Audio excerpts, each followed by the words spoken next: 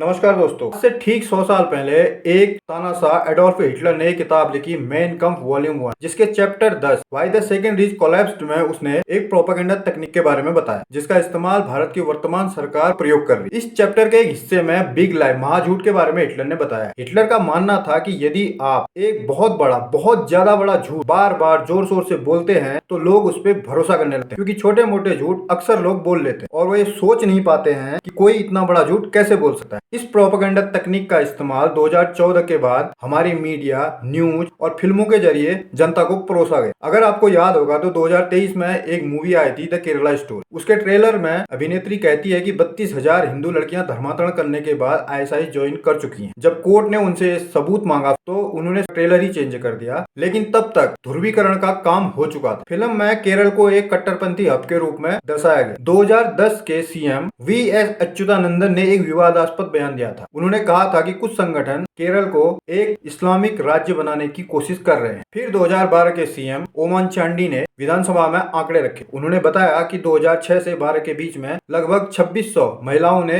धर्मांतरण किया है, जिसमें 2195 हिंदू और 472 ईसाई लड़कियां थी। लेकिन इसमें कहीं भी आईएसआईएस का जिक्र नहीं हुआ था, क्योंकि मुद्दा धर्मांतरण का था। लेकिन गृह मंत्रालय की रिपोर्ट, एनआईए और खुफिया रिपोर्टों के अनुसार यानी कि 2023 तक आईएसआईएस से प्रभावित होकर उसको ज्वाइन करने वाले कुल भारतीयों की संख्या लगभग 200 बताई गई। ये पूरे भारत की संख्या थी। वहीं ओआरएफ ऑब्जर्व रिसर्च फाउंडेशन ने एक रिपोर्ट जारी की, जिसमें बताया गया कि 2014 से लेकर 19 के बीच आईएसआईएस से प्रभावित होकर ईरान, इराक और सीरिया जाने वाले भारतीयों की संख्या 100 से 120 के बीच है, जिसमें महिलाओं की संख्या मात्र 10 से 15 है। जब भारत सरकार का गृह मंत्रालय फिल्म के दावों को खारिज कर रहा था, तब भारत के पीएम मोदी फिल्म को एक चुनावी हथियार के रूप में यूज कर रहे थे। ये केरला स्टोरी की इन दिनों काफी चर्चा है। ये पूरी फिल्म हिटलर की प्रोपेगेंडा तकनीक का उदाहरण थी, जिसका सच्चाई से कोई लेना देना नहीं था, जिसका मकसद तथ्यों को तोड़ मरोड़ के पेश करना और नफरत फैला के वोट बटोरना था। इस तकनीक में रेपुटेशन का भी बहुत बड़ा इस्तेमाल होता है। एक खास व्यक्ति, खास धर्म, खास समुदाय, बार बार उनको हिट किया जाता है। ऐसे ही the Tashkent file, the Kashmir file, the Bengal file, the Sabarmati report, Kerala story, ये ऐसी प्रोपेगेंडा फिल्में हैं जो ठीक चुनाव के आसपास रिलीज हुई हैं। अभी 27 फरवरी 2026 को एक फिल्म और आई है, द केरला स्टोरी 2, और 2026 में 5 राज्यों में विधानसभा के चुनाव है। ठीक इसी कड़ी में 17 मार्च 2026 को उत्तराखंड के मुख्यमंत्री श्री पुष्कर सिंह धामी जी ने विधायकों और जनप्रतिनिधियों के साथ देहरादून के एक मॉल में ये फिल्म देखा। एक लाइन में अगर बोला जाए तो भारत की वर्तमान सरकार नाजी और हिटलर के सिद्धांतों पर काफी हद तक काम कर रही। तो मेरा आपसे निवेदन है कि प्रोपेगेंडा से दूर रहें और अपने दिमाग का इस्तेमाल करें। फिर मिलेंगे किसी अगले वीडियो में। नमस्कार।